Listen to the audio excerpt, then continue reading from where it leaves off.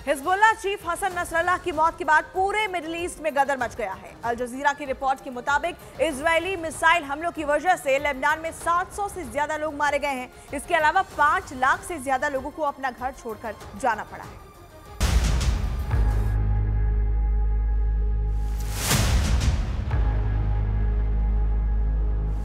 इधर PM Netanyahu ने Israeli दुश्मनों पर भड़कते हुए कहा है कि हमारे पास स्टील की नसें हैं।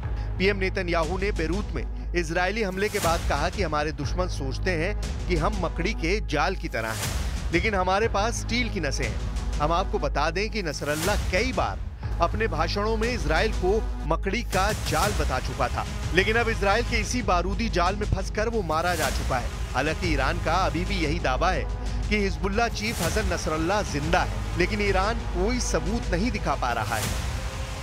न्यूयॉर्क टाइम्स के मुताबिक बेरूत पर इजरायली हमले के बाद ईरान के सर्वोच्च नेता अयातुल्लाह खामनेई ने शुक्रवार रात अपने घर पर राष्ट्रीय सुरक्षा परिषद की एक इमरजेंसी मीटिंग बुलाई थी। बैठक में ईरानी राष्ट्रपति मसूद पेज़ेश्कियान ने इजरायली हमले की निंदा की और इसे वॉर क्राइम बताया। खामनेई के सलाहकार अली लारिजानी ने कहा कि इजराइल हद पार कर रहा है, लोगों की हत्या से समाधान नहीं निकलेगा, दूसरे लोग उनकी जगह ले लेंगे। I have a message for the tyrants of Tehran. If you strike us, we will strike you. There is no place in Iran that the long arm of Israel cannot reach. And that's true of the entire Middle East. गजा और Lebanon जंग धीरे धीरे पूरे middle east में फैल रही है। Middle east के नक्शे पर आपको जो देश दिखते हैं, उनमें एक तरफ यहूदी देश इजराइल है, जबकि दूसरी तरफ मुस्लिम मुल्क बहरीन, इराक, ईरान, फिलिस्तीन, Jordan, Kuwait, Lebanon, Oman, Qatar, Saudi Arab, Syria, UAE और यमन है। कुल 14 देश हैं। बाकी 2 और देशों तुर्की और लीबिया को भी मिडिल ईस्ट का ही हिस्सा माना जाता है। तो हो गए कुल 16 देश, और इन 16 देशों में से 15 देश तो मुस्लिम हैं, जबकि इकलौता यहूदी देश है जो 15 देशों से लड़ने का इरादा रखता है। हालांकि नेतन्याहू ने मिडिल ईस्ट के कम से कम 6 देशों को इजराइल की तरफ मिला लिया है। इसलिए ईरान, लेबनान, सीरिया, इराक और यमन के लिए इजराइल को आसानी से हरा पाना लगभग असंभव है। हिजबुल्लाह चीफ हसन नसरल्लाह की मौत के बाद पूरे मिडिल ईस्ट में गदर मच गया है। इजराइल 9 दिनों से लेबनान में मिसाइल हमले कर रहा है। अल जजीरा की रिपोर्ट के मुताबिक इजरायली मिसाइल हमलों की वजह से लेबनान में 700 से ज्यादा लोग मारे गए हैं। इसके अलावा 5 लाख से ज्यादा लोगों को अपना घर छोड़कर जाना पड़ा है। इजराइल ने लेबनान में चलाए जा रहे ऑपरेशन को नॉर्दर्न एरोज नाम दिया है। अब देखना होगा कि हिजबुल्लाह संगठन में 32 साल से चीफ रहे नसरल्लाह के मारे जाने के बाद हिजबुल्लाह इजराइल से जंग कैसे करता है।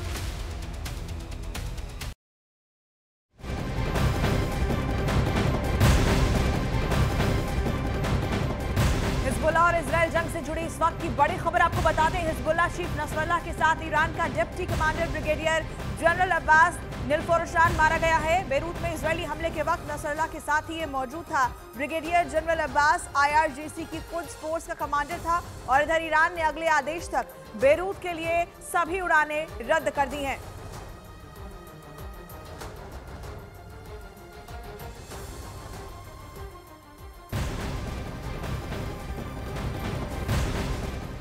लेबनान पर इजराइल के हमले और हिजबुल्लाह चीफ हसन नसरल्लाह की मौत के मुद्दे पर पूरी दुनिया 2 खेमों में बंट गई है। अमेरिका ने कहा है कि इजराइल को अपनी रक्षा करने का पूरा हक है।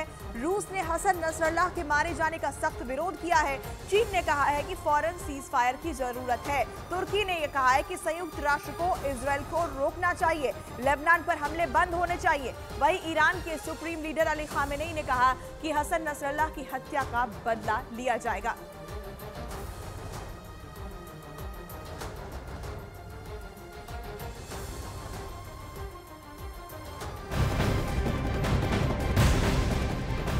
और इस बीच इजराइल के प्रधानमंत्री बेंजामिन नेतन्याहू के विमान से उतरने के कुछ देर बाद ही तेल अवीव के अंतर्राष्ट्रीय हवाई अड्डे पर हवाई हमले के सायरन बजने लगे। मध्य इजराइल में सायरन बजने के बाद विस्फोट की आवाजें सुनाई दी। आईडीएफ ने ट्वीट कर बताया कि पूरे मध्य इजराइल में मिसाइल हमले का सायरन बज रहा है। बताया गया कि यमन में हूथी विद्रोहियों ने एक बार फिर इजराइल की ओर मिसाइल लॉन्च की, जिससे पूरे मध्य इजराइल में नागरिकों को खतरा हो गया। आईडीएफ के मुताबिक एरियल डिफेंस सिस्टम ने मिसाइल को इजरायली क्षेत्र के बाहर ही मार गिराया। इस बीच हवाई हमले के सायरन की आवाज के बीच लोग सुरक्षित जगहों पर जाते हुए दिखाई भी दिए।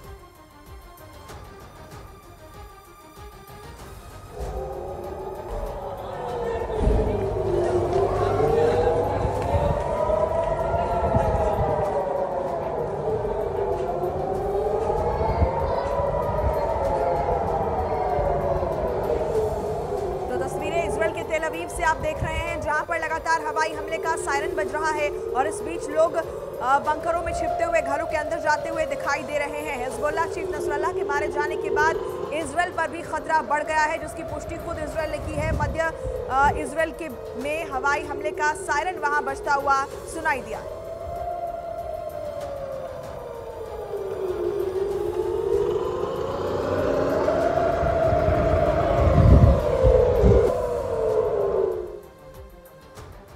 हसन नसरल्लाह को मारने का फॉर्मूला बी बहुत खतरनाक साबित हुआ है। नेतन्याहू और उनकी सेना ने क्यों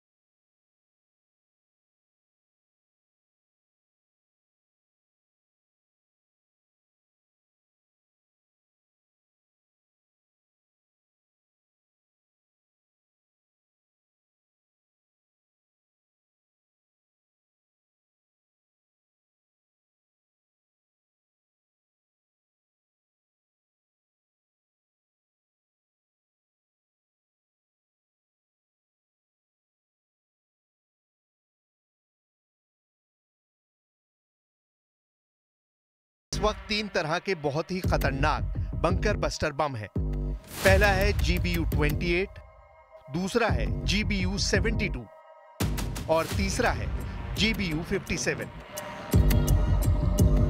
हसन नसरल्लाह की जिंदगी और मौत के बीच जो कंक्रीट की दीवार रही है, उसमें यही बम थे जो सेंध लगाने की ताकत रखते हैं। ये तीनों ऐसे बम हैं जो बंकर को भेद कर फटते हैं। ये गहराई में छिपे दुश्मन को मार डालते हैं। ये पाताल तक पहुंचकर ऐसा ब्लास्ट करते हैं कि टारगेट के बचने की उम्मीद पूरी तरह खत्म हो जाती है। इसी भरोसे के साथ नेतन्याहू ने फॉर्मूला BBB यानी बैरूत में बंकर बस्टर बम का इस्तेमाल किया है। צה"ל ביצע אתמול את אחת מפעולות הסיכול החשובות בתולדות מדינת ישראל. הפעולה הזו סגרה חשבון ארוך שנים עם רב המרצחים נסראללה. Gathering information, I can tell you the United States had no knowledge of or participation in the IDF action. And there's a growing consensus in the international community, from Western countries, from Arab countries, from the global South, that we need to establish a Palestinian Authority, but a Palestinian government, a Palestinian state, and the Palestinian state has to be recognized. तो Israel ने formula B का यहाँ बड़ा इस्तेमाल किया है। Israel का formula B कैसे काम करता है, उसे बहुत गौर से समझिएगा। इजराइल की एयरफोर्स ने गजा से लेकर लेबनान तक, खान यूनुस से लेकर बैरूत तक जिन इमारतों को मलबे में तब्दील किया है, उनमें ज्यादातर धमाके ऐसे हैं जिनका टारगेट बिल्डिंग से ज्यादा उनकी नींव यानी बुनियाद रही है। हमास और हिजबुल्लाह के जो भी कमांडर मारे गए हैं, उसमें इजराइल ने फॉर्मूला बी का बड़ा इस्तेमाल किया है। इजराइल का फॉर्मूला बी कैसे काम करता है उसे बहुत गौर से समझिएगा। सबसे पहले आपको दिखाते हैं इजराइल का GBU-28 बंकर बस्टर बम। यह ऐसा बम है जो 6 मीटर मोटी कंक्रीट की परत को पार कर सकता है और उसके बाद धमाका करता है। यह सुनकर कोई भी दुश्मन और गहरी सुरंग बनाना चाहेगा।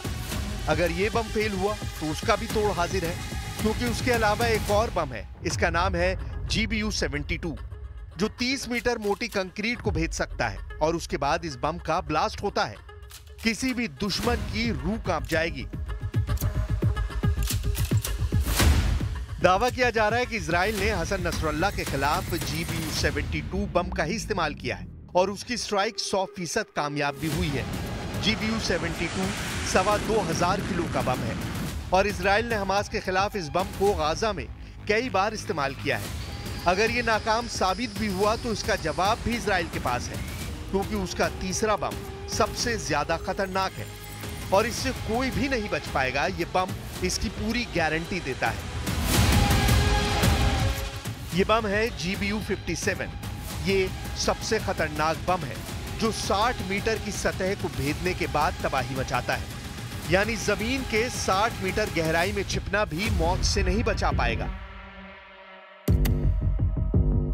ये बम जिस गहराई में जाकर फटते हैं वहां कुछ भी नहीं बचता। मिसाल के तौर पर जब 30 मीटर की गहराई में किसी सुरंग में 1000 किलो विस्फोट फटेगा, यह अंदाजा तो लगाया जा सकता है कि ये कैसे पूरा अंडरग्राउंड बंकर या सुरंग एक बार में ढह जाएगी और वहां छुपा दुश्मन कितना भी सुरक्षित महसूस क्यों ना करे, वो मारा जाएगा। इजराइल ने शुरू से हमास की सुरंगों को भी तबाह करने में ऐसे ही बंकर बस्टर बम का इस्तेमाल किया है।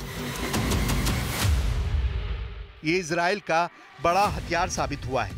סיימתי כעת הערכת מצב ואישור תוכניות בפיקוד הצפון. צפויים לנו ימים מאתגרים.